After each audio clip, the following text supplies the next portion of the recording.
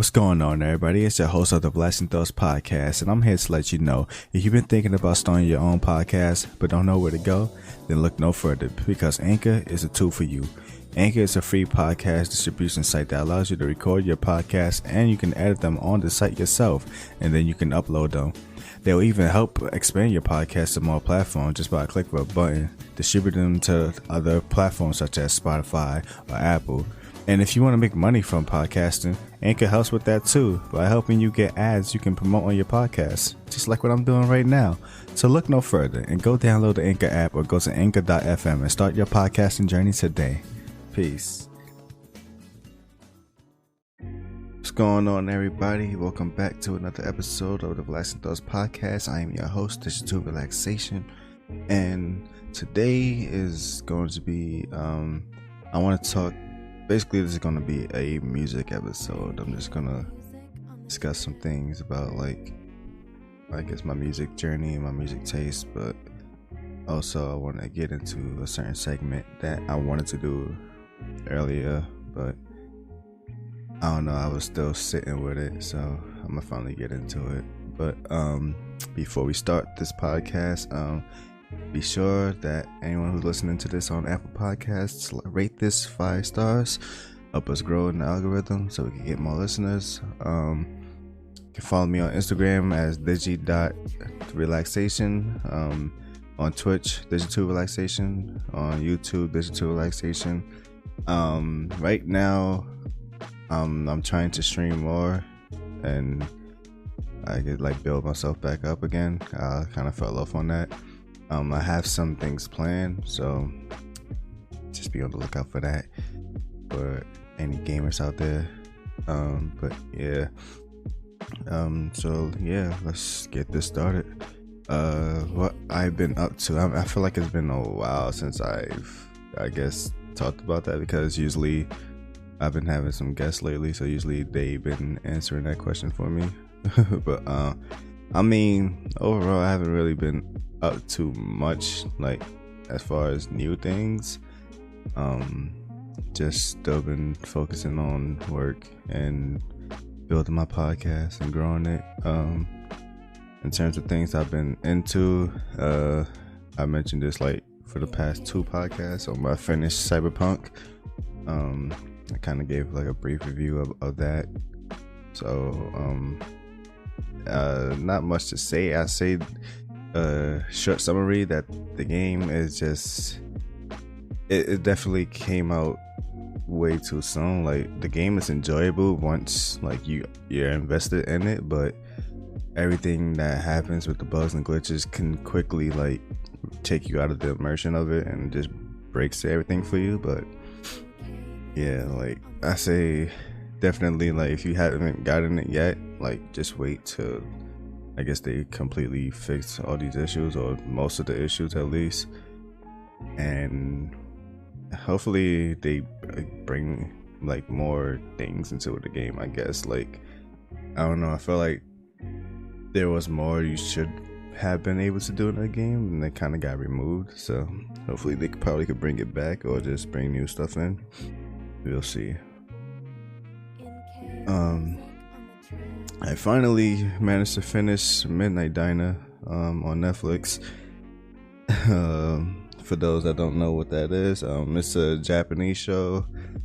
It's basically about this guy who has a diner that opens up at midnight, and I think it closes 5 or 6 in the morning, whatever time like that.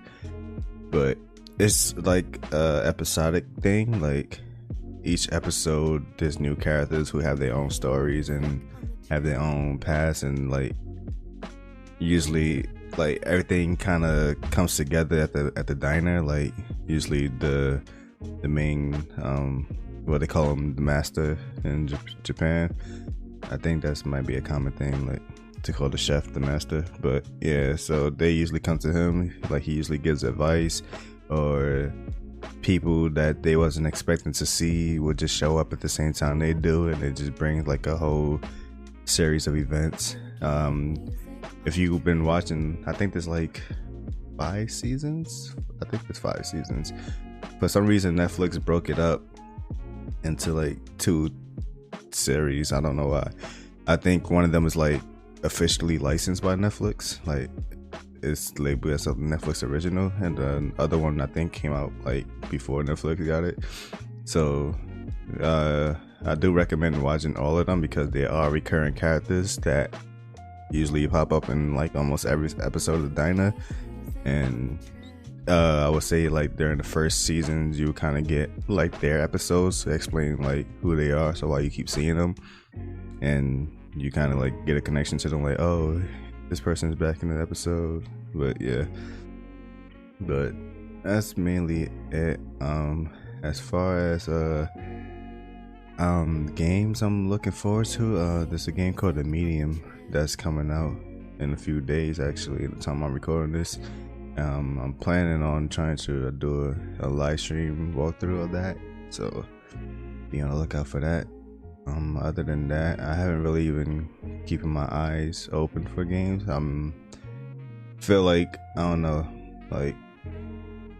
like my anticipation for games is getting less.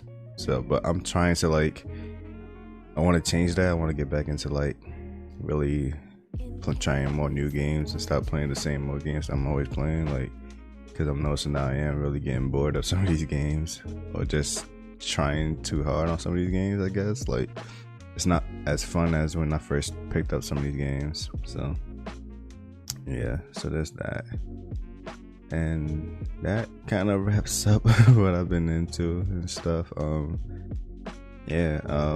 Can get into this music topic now. So the first thing first I do want to discuss that's like has happened recently.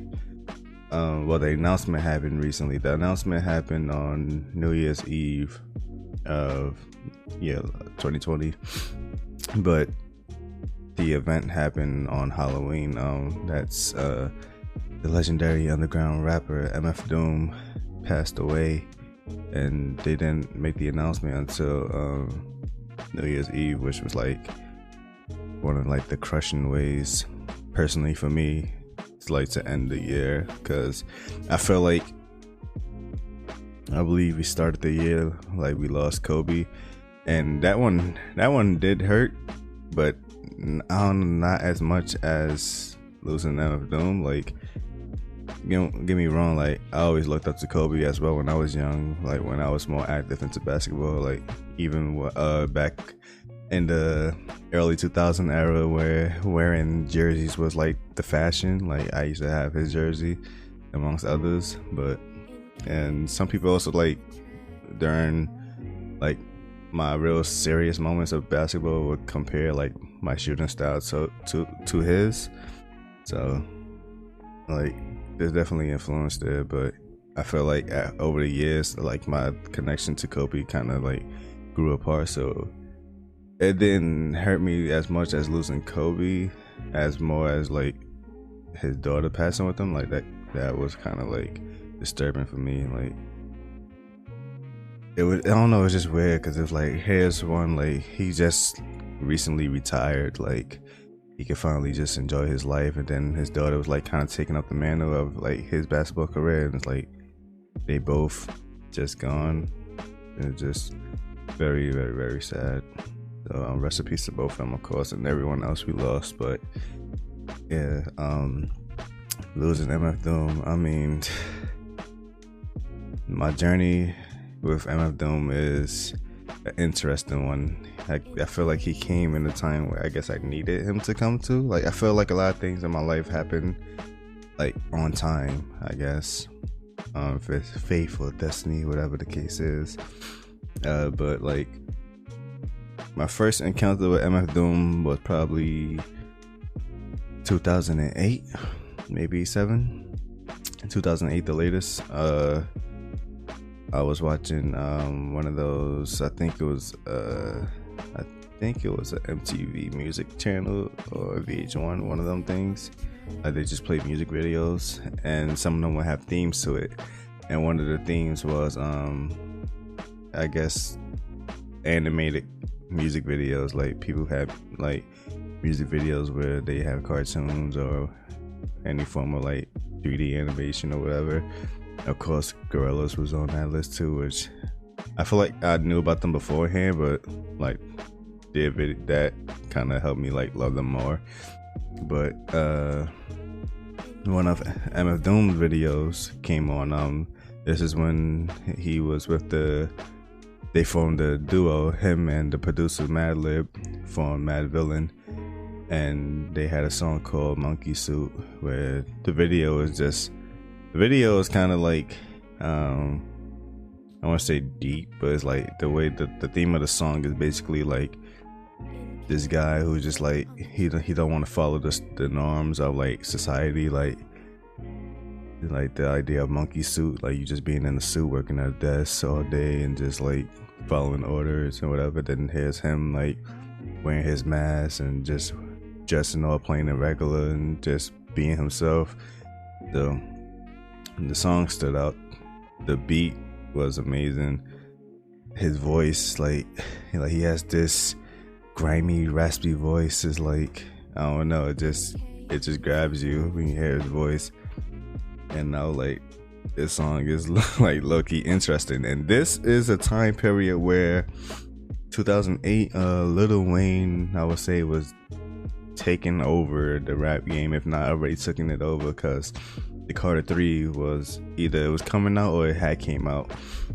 So the music direction for me, I'm gonna get into that too, but yeah, like for me, like it was definitely completely like hearing all of that was going on, Lil Wayne and everything else that was popular, and then Doom just comes out of nowhere and just like I'm like, okay, this is different. I don't know if I like this yet, so I didn't really I kind of left the mental note in my mind about it, but I didn't listen to him afterwards.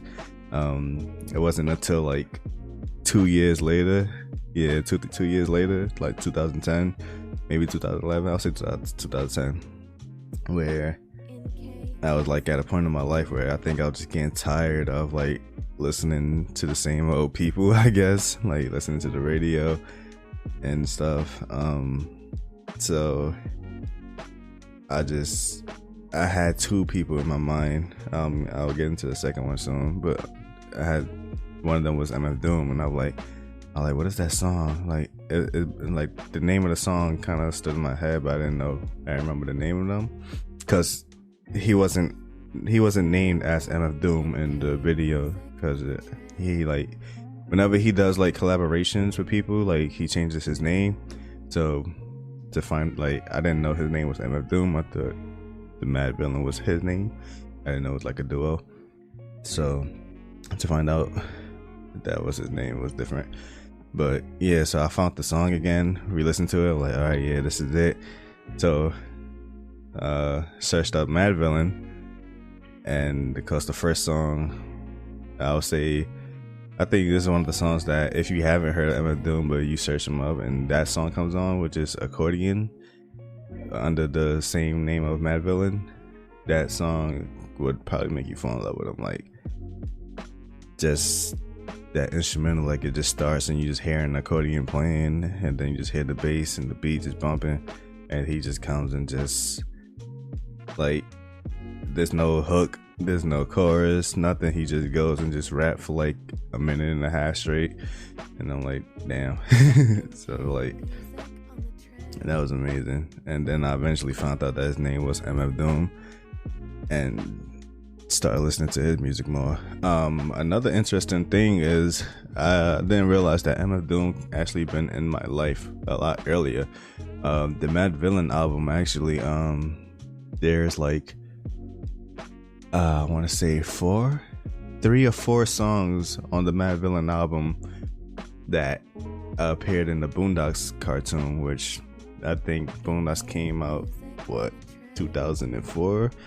Let me see if I can find that out real quick. Alright, it started in 2005. So I didn't, my first time hearing MF Doom was in 2008, so 3 years later. But 2005, I think it was actually the first season as well. The episode where they was kidnapping Oprah, 2 of the songs came on. One of them was All Caps. when Huey fought, what's his name, Bushido Brown. That song came on. Raid was another song that came on during when they was trying to kidnap Oprah, but they ended up kidnapping Maya Angelou. That whole segment when they was like breaking in the bookstore, that song was playing in the background. And the only third song I can remember right now is the episode where Granddad, I guess his co-pilot friend, passed away, and he had to go to his wake to speak for him and stuff. But they played a flashback scene of when he was trying to go to his crush, and he found this friend with her. The song in the background was Fancy Clowns. That's actually one of my favorite Doom songs too. That was playing. Those are the only 3 songs I can think of off the top. I don't know if there was any more during that, but yeah, like to know that in the background his songs was actually like there, like I guess like, you know, I heard of him beforehand, I guess. So 3 years later I see the video and he pops up again. All right, okay. 2 years later I finally got invested into him and just like completely fell in love. So it was weird. He's like, it's been like, yeah, he's always been there, but it wasn't until 2010 where I finally like devoted myself to actually like being a fan of his. So like, yeah, so like listening to Doom, it's, I would say, especially for how young I was at the time, I think Doom is someone you have to not constantly listen to, but like you will always have to keep coming back to him because his rap style, his production style is very, very like just unique compared to like I said, if you're just sitting there listening to everything that was happening on the radio during the trends and times at that time, like Drake was just becoming a rising star. Like I said, the Young Money era was happening. The South was still a thing. South music. Kanye West was kind of, I think that's when Kanye West kind of like solidified himself as like a top dog at that time too, like after the Graduation album. And then I think Dark Twisted Fantasy came out in 2010 if I'm not mistaken, so people consider that his like greatest album. So yeah, like to hear him like I don't know, it's hard to explain. Like I always categorize him as, when I like listen to like certain of my artists, like I listen to one artist because like this person represents how I feel now, this person represents how I used to feel. And Doom always looked at him as someone, like his music is someone I'm gonna relate to his music later on in life. Like I always felt like I'm just gonna have to grow with his music, because I always like listening to his music. Even now, like I'll just hear a line and it just makes me chuckle, like just the way he says certain things, but he says it in a way that's like different from how someone would normally just say it. It's just like how you just think of like such slick words, and just, I don't know, man. Like this man just amazing. His production is also at the time was unique to me. Like he would like his Operation Doomsday album, he would like sample like these jazzy songs and just make them hip hop, like they felt like it was like some old school music that, like, you know, your parents would listen to, and he just puts like a hip hop twist on it. But he would also, of course, if you don't like get the concept of his name, MF Doom is Metal Face Doom or Metal Fingers Doom. Metal Fingers is his producer, and Metal Face is him as a rhymer. But of course, Metal Face Doom is play off the Marvel villain, which is Dr. Doom.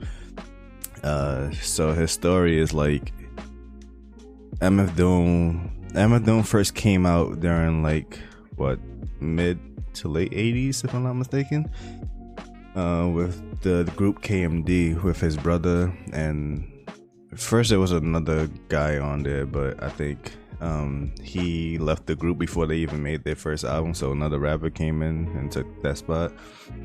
But yeah, so they made their first album. It was cool. They was making their second album, and MF Doom's younger brother, who was in the group, got struck by a car and passed away. That basically spiraled down to him getting dropped from the label, and then just going through a downward spiral in life, losing money, becoming homeless at some points. And it was just like, it's like you can really like look at his journey through music as like a comic character. Like, he was like riding his high horse with his group and his brother, and then tragic happens, and then the industry turns his back against him, so he comes back as this mass villain into the rap game, and here to just completely just flip everything upside down that you knew about the music game. Like, nah, like, we ain't rapping like that. Like, we ain't making beats like that. Like, this is completely like different from what you've been listening to. It's just craziness. So yeah, like, his journey is a very interesting one.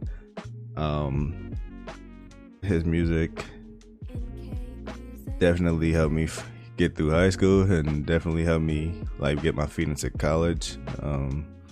I was just listening to his music a lot. I still do. And then when I found out about his passing, oh my lord, like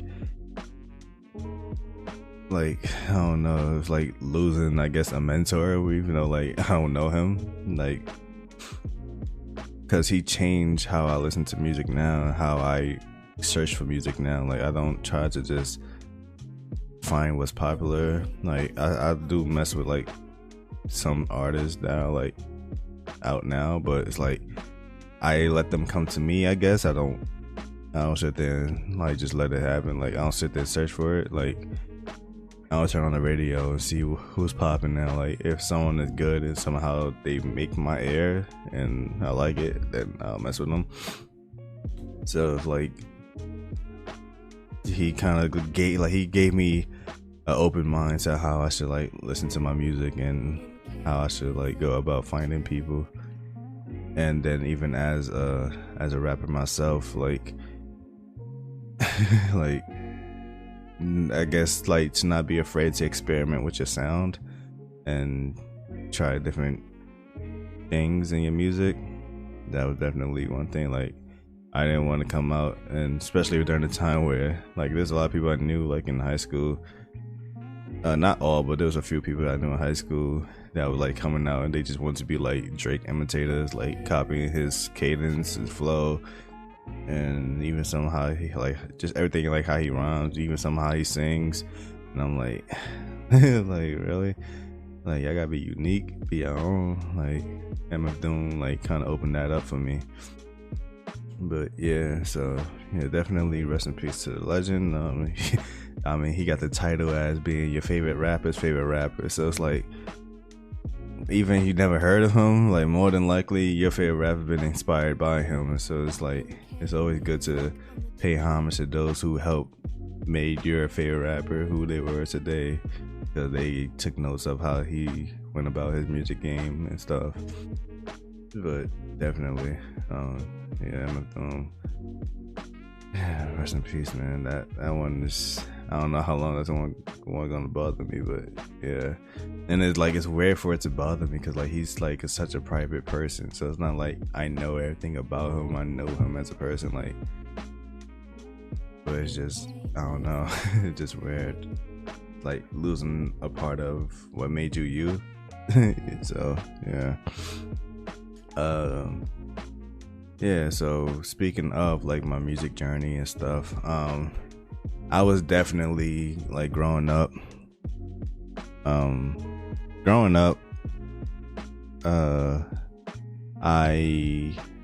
was at the time was like probably the youngest of like cousins and siblings and stuff, until like as time got older, I'm starting to become more like the middle to oldest now. But starting off when I was younger, I was definitely like the youngest most of the time. So I was being influenced by whoever was older than me and what they was listening to. my dad usually playing like his era music, like the old school R&B and disco music, and then he would just come out of nowhere and just throw his Beatles on. I'm like, what? Like, he's a huge Beatles fan, and that's how I actually got, like, I started enjoying some of their songs too myself, like just watching him listen to them, and like he just be watching their videos and stuff. So I was put on early to like not just follow normal, like just because I'm a certain way don't mean I have to listen to a certain kind of music. Like, it's not always hip-hop but hip-hop definitely was always in my life because my older brother, it would just be Tupac 24/7 whenever he had control of the music. So Tupac definitely played a huge part of my life growing up in terms of like listening to his music. Like, feel like I listened to like some of his albums countless times before I even like became a teenager. So I was definitely always listening to Tupac. But as the early 2000s came around, I guess I started to like, I try to branch out into like listening to my own, see what I like. my first favorite rapper ever was actually Nelly.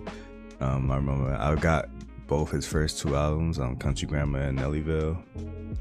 That was interesting, like during those times when you had to actually go to the record shop and get these albums. And actually, I believe I got both those albums by myself. Like, that was crazy because I don't even think I believe they weren't supposed to like sell you like the explicit version of albums if you're by yourself as a minor. I know after a while I couldn't get away with that, but I think I got away with getting Nellyville. Not the I got Country Grammar as a gift. And I played that album out because I got his album and a CD player for my birthday, and also during that time we took a trip to Florida, and like bro, like it's so weird, like now like you can have like catalogs of music on your phone. Like, all I had was that one CD, and like from going to Florida, while I was in Florida and coming back to Florida, I was just listening to one album the whole time, like till the batteries was done, like trying to find more batteries to like put back in my CD player and just keep listening to, like, so on the flight back. But yeah, that was just wild, like to know, like now it's just like I can have like his whole entire discography in my phone right now. But yeah, then yeah, at the time, that's when 50 Cent blew up. 50 Cent, I look at 50 Cent like he was like the last of like the final offspring of, I guess, quote unquote gangster rap. Like everything about him like kind of breathes that era, but everything afterwards was like just different. So it was like he came at a weird time, like the way he came for me, like he came like some kind of urban legend, a myth. Like, he just came into the rap game with Wingsta, and there was like so much stories about him just off of hearing that one song. Like, oh, like he got shot this many times, he's beefing with Ja Rule, and all of this. And then the Wingsta video, I believe like one of the dolls in the beginning of the video was like wearing Ja Rule's chain, and people were like, oh, that was actually his real chain, they took it from him. So it was a lot. Like, 50 Cent came with like a whole background story before he even like made his first album. So once the album came out and he definitely delivered, yeah, like that kind of solidified him right there. But it's weird when I think about like the early 2000s in music. I feel like it's a very underrated, like I always say, like I guess, yeah, like from 2000 maybe even 99 to like 2005 was like, it's a very underrated point in time in music. Like, we were watching people that we look up to now as like icons and legends like they were still active and like they were still trying to get. And some of them were still just trying to get their foot in the door. Like 50 Cent was just trying to get his foot in the door. Nelly was just trying to get his foot in the door. Eminem was just trying to solidify himself. Like he just came out with the Marshall Mathers LP and then the Eminem show.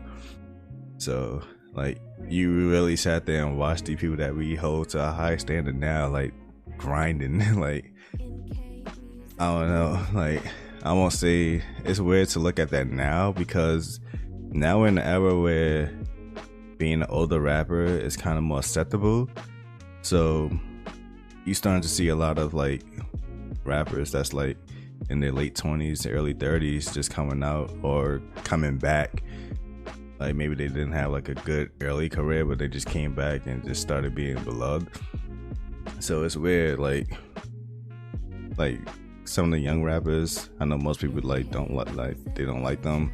Some of them are dope, but it's definitely like I feel like it's harder to, I guess, appreciate the dope ones because it's like there's still people that's like coming back. Like Nas just dropped the album I think last year. That was an amazing album. So it's like these people can just come back still and just drop project and still be beloved. It's like I don't know. I guess we didn't really have that at our time. Like for me, like people who came out like who's already out during the 90s, I would say probably were like when Ice Cube dropped a project. But I don't know, even at Ice Cube back then, it still felt like he was still solidifying himself because he was also doing his acting thing. And by that time, I think the Second Friday was just coming out. So yeah, it's weird.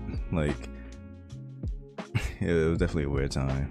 But yeah, past that, I would say early 2000, I would say mid to late 2005 to 2006, the South just came out of nowhere and the snap rap just took over with like the lean with it, rock with it songs, Laffy Taffy, wearing oversized white shirts and stuff, and just that bop of music. Like most of the beats was like sounded the same with that snap style. So I definitely like am guilty of like like I guess enabling that era, even though looking back at it now I feel like I didn't want it to happen because I felt like it kind of took away from some people who were still coming up. I feel like, I don't know, like we didn't get to properly sit with the decade. I guess like the shift just happened midway. I would say that kind of happened in the 90s when I look back at it. Like early 90s was like more conscious hip hop, and then mid 90s, mid to late 90s, it either got rugged and rough, or it got started to get they call the quote unquote jiggy era, where Puff Daddy started to like get more notoriety. But that was mainly after, I would say, late into Biggie's career and late to after he passed away. So cause like you listen to like his first album, like it was just all grimy raw New York hip hop, and then you hear him on the I believe it was May's song, More Money More Problems, and it's like like he went from just raw rap to he had that verse on that song. They gave him, I always hated that all about the measurement song that they gave him. Like I'm pretty sure he willingly was like, yeah, let me get that beat, but I always hate that he did that beat. Like he probably would have destroyed the actual main beat, but he like, nah, let me just get that part. And I'm like, I always hated it as a kid. But yeah, the Snap era came out, and then that led into the dance era. Soulja Boy came out. Oh my god, the Crank That era, like they did every crank that you could think of. Spider-Man, Batman, all, like they did all of that. Like that was just Yeah, it was a weird time, man. So in the middle of all of that, here I am, just like I'm in between now. I'm starting to like lose interest in like what's going on here, but at the same time, it's like, like it's not that finding music was hard back then, like it is now. Like you just go on YouTube and find whatever. Like there was still like LimeWire and stuff. There was ways to find music, but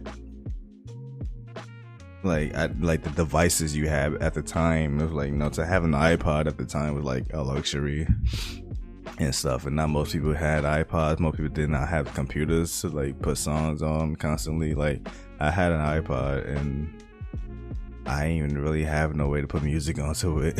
So now it's like you can just do it off your iPod or your iPhone. Like you go to a music store or a streaming service, but like you actually had to still get the projects somewhere and put them onto the device yourself. So it was still kind of confusing on like finding my own music. So that's where I was at with it.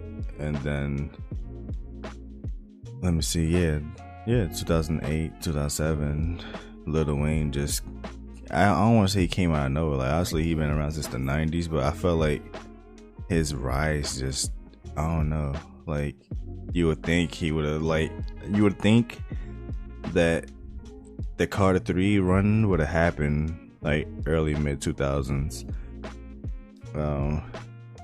So it was just weird that here he was like late 90s then early 2000s, and then it took him towards the end of the 2000 decade to just become a freaking monster. And then it was at a weird time too, because he took over, then he introduced Young Money, and then he had to do jail time, so he was gone for like a year. So it was like, I feel like he couldn't 100% like, I don't know, like, like there's people that still definitely hold him to a high regard, but I feel like he couldn't 100%, I guess, smell the roses of that success. Like he definitely took over with the Carter 3, then introduced Young Money, then he went away, and then we looking at Drake. Like we looked at Drake, and then Nicki Minaj came up with the Monsterverse, and now we're looking at them both. So by the time Wayne came back, Wayne kind of like, I guess, got outshined by his proteges, so to speak. Like we still loved and accepted him, but it was like it wasn't the same as the Carter 3 love. So it was weird. But yeah, like, yeah, basically my whole high school life witnessed basically the rise of Drake. 09 he dropped So Far Gone, which was like my freshman year. Then the Thank Me Later album, and his Take Care album. I don't know what came out in 2012. I stopped listening to him pretty much before Take Care. Yeah, that's when my music taste shift, and I don't know, I just stopped paying attention to him. Like, and it's crazy because anyone that like knows me know that I was like a huge Drake stan. Like there were times this was still pre Young Money Drake, like before I would say Every Girl came out, but I think So Far Gone was already out, but people didn't look at it as the classic as it is now. I was like, yo, going to my cousins and stuff, I'm like, yo, this dude named Drake, yeah, I gotta listen to him. I'll play like his songs, and they just sit there and look at me like what is this crap? And I'm like, yo, I'm telling y'all. And then Best I Ever Had just exploded on the mainstream media, and of course everyone fell in love after that. So now I'm looking at everybody like, word. But yeah, so yeah, then come 2010, I would say that's when I got tired of just the same old things, and I wanted something different. So of course I already explained my path with MF Doom, but then there was another artist who I always credit to just kind of like just saving my, I don't know, it's just saving my love for music, saving everything that was going on in my life. Like he kind of just gave me a new perspective, gave me relatability, which his story it's kind of tragic. It sucks, but yeah. This was the rapper called Charles Hamilton. He was another interesting one because I think I crossed paths with his songs. I want to say 2008. It's possible it could have been 2009, but I think it was 2008. This one 106 & Park was still it was still credible. They played New Joint of the day, and it was his song Brooklyn Girls, which for the most part, if you somehow know Charles Hamilton, that would be the only song most people would know him from. So Brooklyn Girls come on. I'm watching the video. I didn't like his voice. Like, I didn't like how his voice sounded. Like, it sounded like he was like constantly whining on the track. Like, you could hear him like kind of forcing his voice out. So I didn't really like it, but I kind of like his style in the video. And of course, in the music video, most of it was shot in downtown Brooklyn, which I was born in Fort Greene, New York, Brooklyn. Basically, the area in downtown is like walking distance, so that was kind of like where I grew up at. So to see him make that video about Brooklyn Girls, and then the video is like, damn, I know where that's at. So like, I kind of like, again, I made a mental note of him. Like, I appreciated the video, but I just didn't like his voice, so I didn't like keep listening to him. And that was pretty much all you heard from him for the most part. Like, he was that's when I say blog rap was a thing. So like, most of these were when the rappers were first utilizing the internet to become like more popular. So I wasn't really on the internet like that looking for music until I would say when Drake came out, was 09, 10. So it was just like a year late for me by the time I got into him. So that was the only song I knew of him, but that was it. So the video always stood in my mind. It just stood in my mind. Like, I still remember his name. I think I still remember his name. If not, I definitely remember the name of the song, which Brooklyn Girls. Like, I ain't gonna forget that. So I searched that up as well when I was searching up MF Doom. Found the video again, and I kind of appreciated the song more. Like, I actually, like, I don't know, like, I was able to accept his voice more and actually liked it. I was like, okay. And then I listened to some of his other songs and just noticed, like, just right there, I fell in love. Like, he was another one. It was like looking at him and MF Doom. It was like I guess a counterpart of like their age differences. Like, they both were like trying to be unique in their own right. But here's one who, like, at the time period, I think he was probably like 21 when I found him. I think Brooklyn Girls was like when he was like either 19 or 20. But yeah, so he is a new star and Doom is more established, but they both are like kind of like sending the same message with be your own unique artist. So I guess to get it from a younger perspective, I kind of like gravitated towards him, or like I said, I always looked at MF Doom music as I'm gonna have to grow older with his music to appreciate it a lot more. But Charles, I was able to appreciate it now because like the age difference and the things he was talking about was more relatable to me at the time period. Like, this man music, like, he covers a lot of topics, but it's like, and he does it in his own way. He's another one who samples in his beats like Kanye West. Like, his samples is more unique compared to like Kanye's and Doom's. Like I said, you could kind of get an idea of how like Doom samples. Like I said, like, he would make songs that like your parents would listen to, but he would just put a hip hop twist on it. Charles would just take a genre, like, it don't matter, and just try to turn it into hip hop. Like, he would sample some rock songs and make it hip hop. He would sample some old school songs, make it hip hop. Sample some pop songs and make it hip hop. So, or even he would keep it popping, just like rap over. Like, I fell funny enough, I fell in love with the third song I've listened to him. The second song I listened to him was November 10th. which is like he does that as a series like every year. I think he probably stopped now, but like every year he would do a song called November 10th, which was his birthday. So I guess it would be like a birthday song to himself. But that one kind of like, I was halfway falling in love with his music at that time because he sampled Sonic the Hedgehog, which of course, anyone that knows me, Sonic is a big influence in my gaming life. And just hearing someone rap, I guess, about video games, I think that's like kind of the first time I heard someone do that. It's kind of more common to do that now. So it was like, I always look at Charles as like, I don't know, like the stepping stone, but it was also, he was the scapegoat for things that are allowed now. I'll get into that in a few.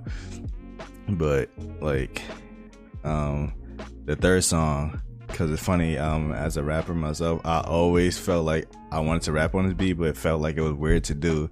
Britney Spears' Give Me More song, I always loved that beat. I felt like that beat should have been like a hip-hop beat, but it became a pop song. So I go into the third song. The song's called Devil in a Light Pink Dress, if you're interested in. And he just basically raps over the Give Me More beat, and I'm like, yo, like, it's as if like he reading my mind and stuff. Like he raps about things that I'm dealing with, then he raps over beats that I love or sample songs that I love that I know. And it was just like like, yo, who is this man? It was like I guess it was like finding your counterpart musically. So definitely I definitely like give a lot of praise to him and how I went forwards into my music life as well. I would say him more so than Doom, because like Doom is more of a mature taste. So yeah. But then by the time I really got invested into him, I felt like it was kind of too late, because by that time like the industry was like turning their back against him. Cause there's two things that people know about Charles Hamilton if you knew about him early in his life, which was one, the Brooklyn Girls song. People go like a one-hit wonder because of that, whatever. And two, the situation with him and his girlfriend at the time had an altercation on video where he said some inappropriate things to her and she retaliated physically. But people kind of like, I guess, clowned him out the room for like letting it happen, and instead of like saying, well, how would y'all have reacted if he retaliated back with violence? I felt like, I don't know, the world was in a weird place, I guess. Like, yeah, I accept one thing but not the other, I guess. I don't know. So he kind of just got clowned out the game, and then yeah, just been a downward spiral. He got dropped from his label. So fun fact about Charles Hamilton is that up till 2016, I think, no, 2015, I want to say, maybe 2015, but probably 2016, he has released like over 100 projects, and every single one of them were free. So like, if you wanted to get into Charles Hamilton music, you can find his music. Pretty much every single one of his projects is free. Recently, he finally dropped his first debut album in 15, I think, or 16. I want to say 16 because of where I was in my life when that came out. But it's possible that it could have been 15. But yeah, he dropped that, and now I'm noticing that he is like slowly putting most of his songs in streaming services, so you can actually find some of his projects on like Spotify or Apple if you curious. But most of his stuff, like his real good stuff, is like mixtapes that you have to actually like find them. But yeah, so but yeah, like his career is an interesting one, because like, yeah, like he did like video game rap before it became a thing. I would say he for me was like one of the first, like I would go into like how these, I would guess, quote unquote emo rappers are now, like making these sad songs and stuff. Like he was doing that at first for me. So I felt like, yeah, like a lot of things that people looked at him like, yeah, like he would, like I'll see people in the comments section saying that he makes weirdo music, and then now I feel like weirdo music is what's popular now. So it's like he really had to like be the sacrifice for most of these artists to become like accepted now. Like he took the blow first, and so when it happened again, people were like more like, oh, either that, or I guess that speaks to the mental stability of the generation we're in now, that people are gravitating towards that more now than beforehand.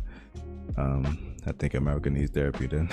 But yeah, so a lot. Then of course the situation that happened with Jay-Z and Solange, where she attacked him in the elevator and he didn't retaliate or whatever, but people kind of looked at that like, yeah, of course the memes happened, but people still like, we didn't clown Jay-Z out the industry for it. Like that's not on his, like we sit there and look back at Jay-Z's career, we will know, look at Rockefeller, his albums, him being with Beyonce, you know, the very last thing you would think of him as being attacked in the elevator by his sister-in-law. Charles Hamilton, Brooklyn Girls, got punched by his girl. That's it. And I'm like, really? But yeah, I'll say his album came out 2016.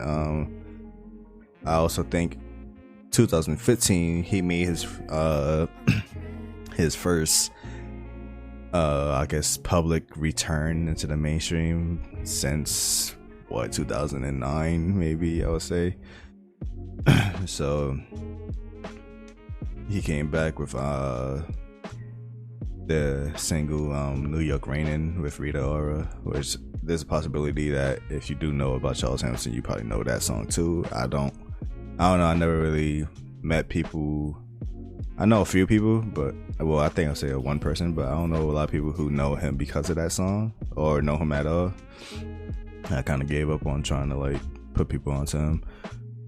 I feel like if you knew about him, you knew about him. If not, you missed out on something important. Like, I mean, you can always go back and listen to it. Like, the music don't vanish, but it's like, I find like it'll be weird to tell someone to go like Charles now, and people fall in love with his music, and then they want to support him, and it's like, I feel like he's in the point of his career now where he's comfortable with where he's at, which is just like, he's just like making music and just throwing it out there, and if you find out about it, you find out about it.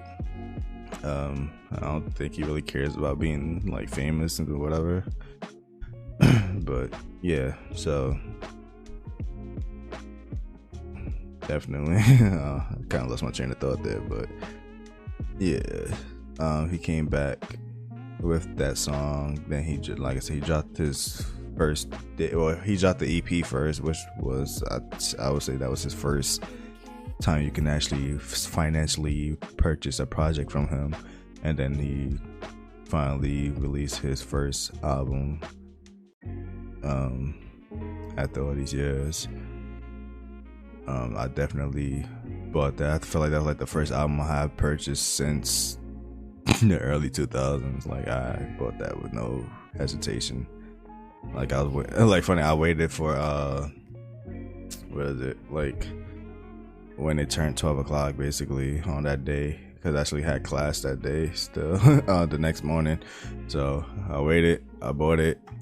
I listened to like the first song just to get a taste. I was like, oh my god, nah, I can't do this to myself. I'm listening to it while I go to school and come back home. So yeah, I feel like that album was very safe compared to like how he makes his music. Like, he didn't sample at all because he wanted to make this completely, like, I guess, accessible commercially. You had to worry about clearing samples. He's also a musician, so it's not like he just like sample beats. Like, he actually plays instruments in his in his beats to make the beats happen. So he was definitely tapping into his more music creative side instead of just like making a random hip hop beat. So, but yeah, he definitely like his style was more like, I felt like that was like a mature album for him. Like it was just like, this is me now in my time period of my life, and here's the thing that's I'm interested in my life right now, compared to him just like, I'm making music because I'm making music, and this is what's on my mind right now. This is the sound that's in my head right now, so I'm letting it out. So yeah,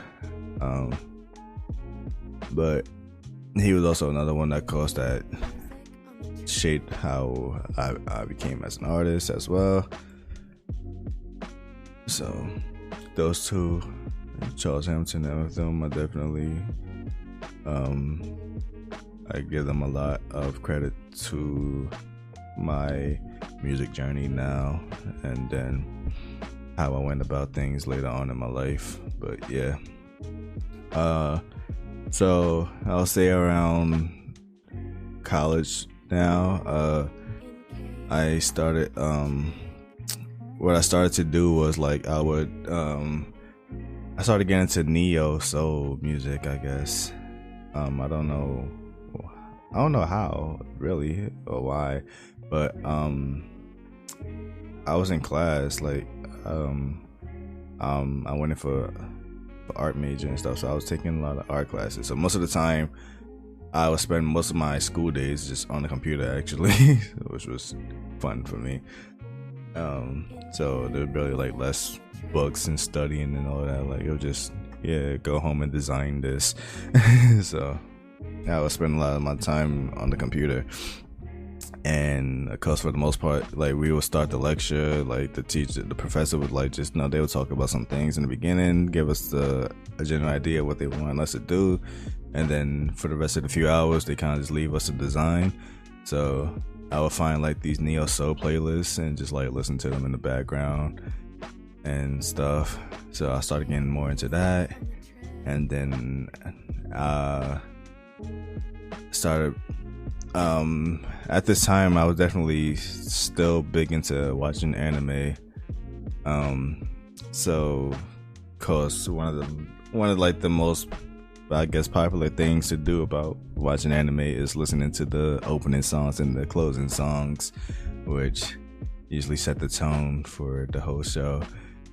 Some of those songs be dope, but it wasn't until a certain anime I watched where the ending song kind of like blew me away. Like, I don't know, like it just spoke to my soul. Like, obviously you don't know what they saying unless you read the subtitles, but like it's just the instrumentation and the melodies, and like it just like clicked with my soul. Like this just sounds like it was like it was meant for me. So I ended up discovering my favorite band through it. I don't think I ever had a favorite band or listened to bands that beforehand. So it took me watching the anime, and I discovered like this amazing music. So I started getting more into like listening to how, I guess, Japanese music.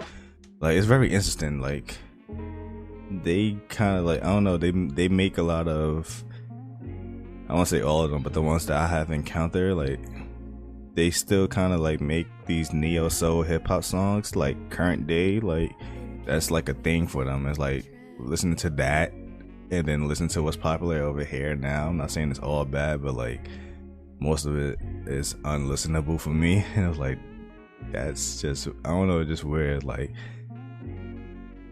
Japan is just they're in a good space musically. Like they always like make these soulful songs. That I've been listening to some of their like, I guess I consider it R&B at the time for them.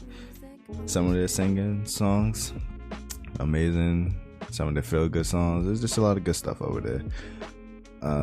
But yeah, I never got into K-pop. I listened to a few songs, but I don't know, it just didn't, like, they don't make songs like the sounds like for Japanese do, I guess. So it never stuck to me, but that was about it. So of course, I want to get into my last part, which I just want to talk about. I guess I just want to list some of my favorite albums of all time. I can definitely, I'm trying to limit this from like artists. Like, I'm not gonna just put the same art, like I'm not gonna use more than one project from the same artist, I guess. This one's gonna be more of a hip-hop list. I could probably like I would think about, like, I could probably make a lot of lists, so I'm just keep this one simple for the sake of time. These are like some of my favorite, I guess, must listen to hip-hop albums for me that kind of like help me out during my times and how I listen to songs now. No, there's no typical. Oh my god, I can't speak. No particular order. So yeah, one, The Pink Lava Lamp by Charles Hamilton. That album, I mean, it was made to be an album, but it didn't get released as an album because of issues with his label. But it is now currently out on streaming services as an album, so it's now technically quote unquote an album now. But the album came out, the album was made, I believe, in like 2005 or whatever, like during his dark time in life, but it didn't come out until like 2008 or 2009. I think 2009, which was weird because that came out same time Drake was coming out, so like you kind of had your choice with either Drake or Charles Hamilton. Like that was like who you want, I guess, to be the flagship of hip hop, and of course obviously everyone went Drake. So, but definitely that album is I would say definitely if you're going through things in your life, like that album definitely spoke to me and gave me perspective, and like it made me feel like what I'm going through isn't unique. Everyone go through these things, so it's like it's nice to know that someone was dealing with it and he was able to voice his way of going through it musically, and that's what I eventually ended up doing myself. So yeah, The Pink Lava Lamp by Charles Hamilton, Below the Heavens by Blue and Exile. Blue came out around the same time as Charles Hamilton. They were both actually on the same freshman list of XXL 2009, but I didn't start listening to Blue music until when I was in college. He was also one of the people I listened to when I was designing. So I actually sat there and listened to Below the Heavens and fell in love. Like his very laid back style. The production by Exile was amazing. Like they just blended real perfectly, and the subject matter, like some of the songs I could relate to, or I could feel like I can make myself relate to them. So it's dope. Especially, I believe when he made that album, I think I was close to his age at the time period he made the album, because at the time he was older in real time. But so it was nice to know that, like, it was like, yeah, from Pink Lava Lamp, like he made that during his high school time, so I was in high school and I was listening to that. And then Below the Heavens, he made that when he was in his early 20s and I was in my early 20s at the time. So I would like to see the growth and like the mindset of how I developed through my music. It was definitely good for listen to those two albums to hear the difference. Third one, Tupac, or aka Machiavelli, the Illuminati album. I mean, I could literally say all his albums, but that album, of course, as I grow older, it stands out to me more because, like, I feel like he was trying to definitely send some kind of message with this album, and I feel like whatever he was gonna do next was gonna be even more like deep and impactful. Like, of course, some of the songs, like the first song, he started off dissing everybody, and the last song he ends the song off dissing everybody. So I feel like if I had one knock on the album, I would say that would be it. Like, because then you have songs like Blasphemy and White Man World and Hold Your Head, and it's like, well, no, 1 second he's like real deep and introspective, and the next second is West Side, forget Biggie and all of that, and Jay-Z. So it was like, it was definitely like, I felt like if he would have moved on from that, that album definitely would have been 10 times more impactful if he would have kept it straight up, like, just, you know, if he just kept focus on a subject matter, I guess. Like, I'm not saying that all his songs had to be deep, because there was something like Toss It Up, but then again, if you listen to the original Toss It Up, I believe it was only just his first verse, was the first verse about, you know, a girl. Then the album version, the second verse is him completely dissing Dr. J, and it's like completely off topic from the song. So like, how you go from tossing it up, love making, and doing this with a female, and then dissing Dre? I'm like, what? So it's weird, but like, for those songs like White Man World, Blasphemy, Hold Your Head, Crazy, Just Like Daddy, those songs, like, as I get older, I kind of appreciate them more. So yeah, but like I said, if I didn't limit this, I'll definitely say like almost all his projects is definitely on this list. Operation Doomsday by MF Doom, or like I said, I would put more. I would definitely recommend Food and Mad Villainy. But Operation Doomsday is like, that was his debut as the MF Doom persona, because he was in the rap game a lot earlier. But you can see, like, it was just like a good opening to his style, like just everything about him, like sampling old cartoons from Fantastic Four and Spider-Man about Dr. Doom to play with the character and the theme of the album, and then of course the beats, his rhymes. I like the I guess, I don't know, like the low quality sound of the album. Like, the album sounds like like he was just in a basement somewhere just rapping over these beats, and I don't know, it just fits well with it. Like, listen to that, and then you listen to Mad Villainy, it sounds like he was like legit in the studio. So yeah. No News is Good News, I believe that's the name of it, by Fonte.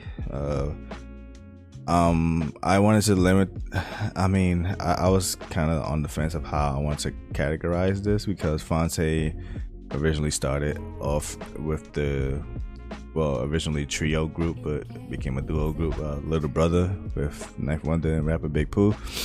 So I know, like, I could easily put the Little Brother project as a separate thing, but that album specifically is weird, because that album is more of he's rapping from the perspective of, I guess, a man in his 30s, and here I am, I'm in my early 20s at the time the album came out, and I'm like, I don't know, I felt like I could relate to it for some reason. Like, like the things he was going through in life are completely different from what I'm going through in my life, but I don't know, I felt like it still touched me. It's hard to explain. Like, I had that album on repeat, and it's a very short album. I think it's only like 9 songs. I think it's 40 minutes overall. Like, I definitely, like, I learned that whole album like within a week. The Speaker Box and The Love Below by the Outkast. Interesting, because this was the album where they actually didn't work as the Outkast. Like, they were both separate albums as like solo projects from each, but they just bundle it as an Outkast album, because there's some few songs, more so on the Speaker Box, where you can hear Andre is present on some of Big Boy songs. The Love Below, I would say, was mainly Andre.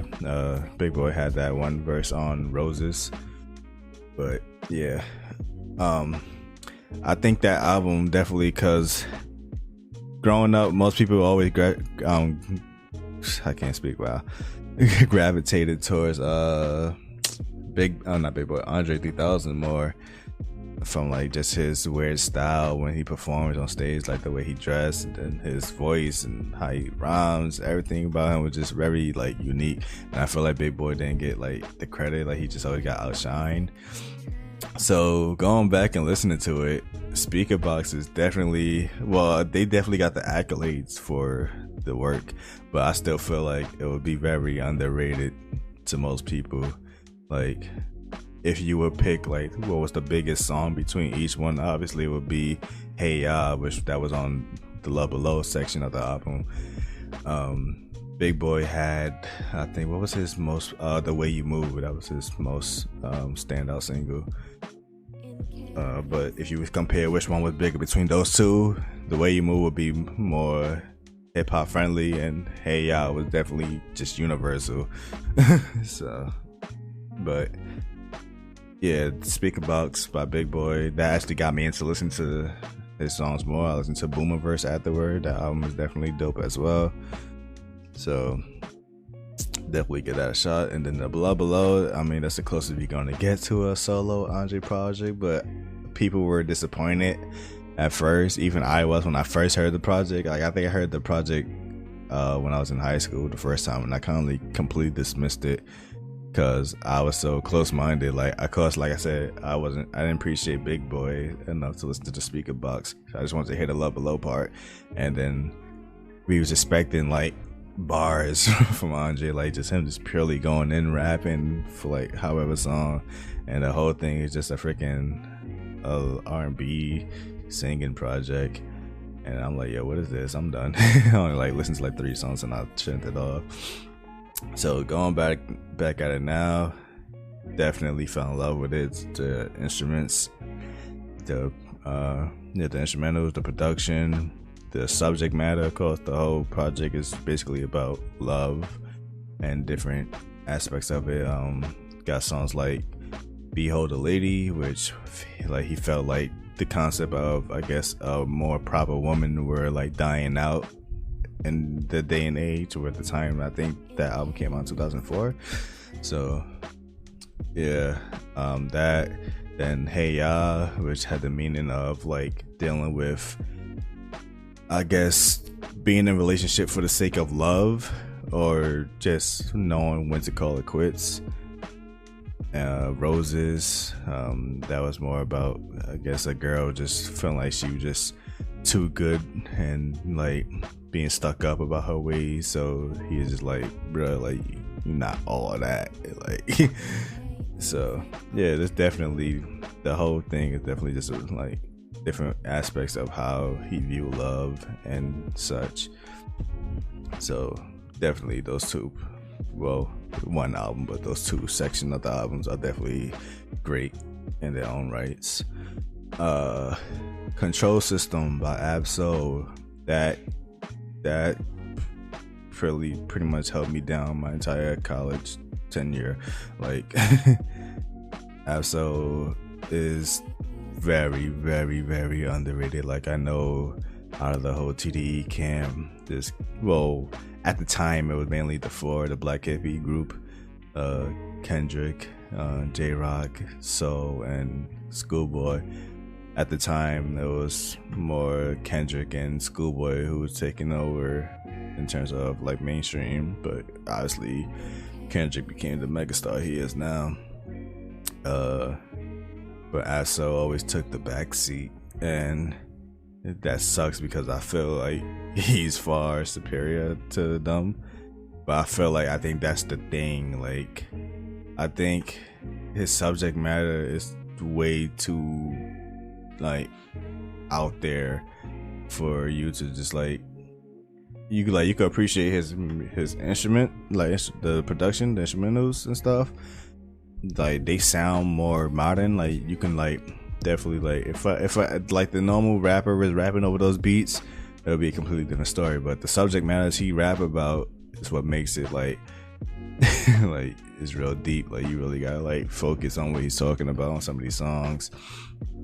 And I also like that he kind of like he repeats a lot of things, not a bad way, but like he repeats lines and song titles from songs from that was like an earlier project, and he does that as he keep going to let you know that's like, this is all one like flowing theme that he's talking about, and you like, I've been rapping about this since day one, and you could like, I'm letting you know that this is still a thing, like people still not getting it.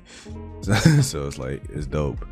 Actually, funny things that I recently went back and listened to his Do Without Will album. The first time I listened to it, I didn't know how I felt about it. Like, it was alright, but I never went back to it.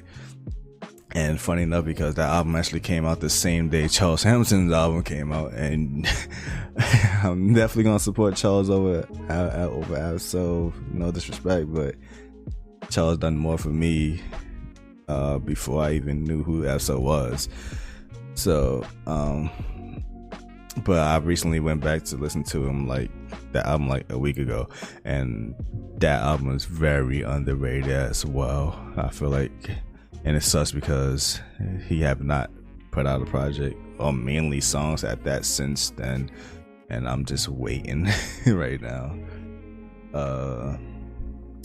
But I feel like maybe that is why he stopped. Well, I won't say he stopped, but I guess he on a break, because I feel like he put out this project and people just didn't get it, as always. But I feel like people didn't get it more so now with this album. Like some of the other projects, you can, like, some of them will go over your head, but sometimes you could get it and you will still rock with it. But I feel like he kind of went out there for that one. Like, you really had to, like, understand. So yeah, but Control System more for, like, for me, like I said, that I had that on repeat my whole college time period, and I still listen to it to this day. And my last one would be Capital Punishment by Big Pun. I always equate that to probably being one of the first hip hop albums I have ever listened to, like, in its entirety. As a kid, my late uncle, he had that album. He introduced me to that album, and he introduced me to the Marshall Mathers LP album. But that album could also be in that I am mixed, I'm half Puerto Rican, and, like, I feel like at the time, like, I mean, there's not much, like, Hispanic or Latino rappers out there that was, like, going as hard as him. Like, some of them was out there, but I didn't really like. I didn't really like Fat Joe like that, even though, like, they came together. But Fat Joe kind of came first, and he put Big Pun on. But I don't know. I never really liked his flow, his voice on some of the songs. There was Noriega, same thing. I didn't really like Noriega's voice. Like, some of his beats was amazing, the songs were dope, but, like, I don't know, I just couldn't get into his voice. Like, I don't know, he just sounds, I don't know, it just sounds like he just talking. It's hard to explain. But then you go with Big Pun. I mean, it's this huge Latin dude that is just, like, rapping circles around people. Like, this man would just like, where's your oxygen? Like, this man would just be going on for, like, time after time, just rapping, strictly going at it. That album, it's like to get, I guess, a representation for my side, for that side of my life and my background. It was important to me, and of course, like I said, being introduced to it by my late uncle, who passed very early in my life. So, like, there's very few things that I remember him for, and that album is one of them. Like, he introduced me to that album. So definitely, and I say he's definitely very underrated in terms of, like, the best lyricists. I know people, like, give Biggie as, like, one of the greatest, and Jay-Z, but I personally put him up there, like, possibly above them. Like, it's just amazing. I could keep going on, but that's as far as I'm gonna go. But yeah, the point of me doing these solo episodes, I'll probably be making these shorter, but here I am going over an hour already, so I'm gonna leave it at that. So yeah, of course, my question of the day for you guys, keep this music related. I want to say, what was the artist, or I guess, well, what was the artist or album that made you feel like, I guess it changed your perspective on music? Like, maybe you grew up listening to one genre because of like your environment and what was popular at the time, but this one artist and one album just came out of nowhere and completely like just changed that for you and your whole taste. So yeah, what would be an artist or an album for you that completely changed your perspective on how you listen to music now? And yeah, with that being said, this has been another episode of the Relaxing Thoughts Podcast. I have been your host, Digital Relaxation. Once again, please rate this podcast, share it, and yeah, let's just keep growing. Hope you guys enjoyed this episode. More to come, and take care. Peace.